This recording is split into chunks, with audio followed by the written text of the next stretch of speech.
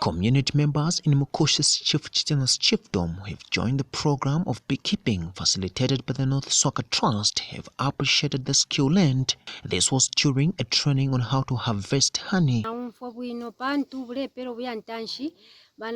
Pantu umlandu wakwe bati ngabene bayisa banofi Swaka bapandenshi mushiria ero nomba bayisa ngabapima pamakeji ero nomba bayisa mukutupere impia kaina alikwata kuna ka business oko nchitaka kama sikuno so kutinasanga nshapo at least ya ka business kako pantanshi shimbi tulepila kwa bana kusukuru ngawashupa tinangwa ama books ero mwabashitirako.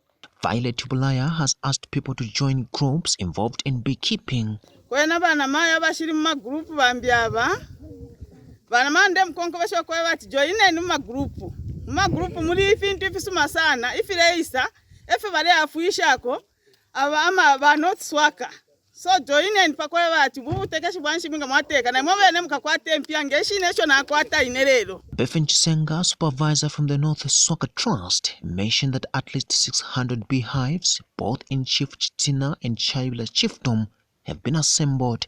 Chief Chitina na Mwashaibila tuwapele mioma 600 hives.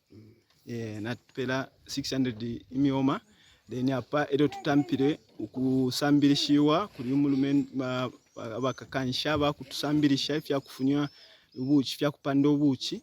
Then so far twapanda ko kwa tema groups aya nono. And an official from Bee Sweet Company in Luansha has cautioned people against cutting down trees as well as burning bushes if they have to succeed in beekeeping.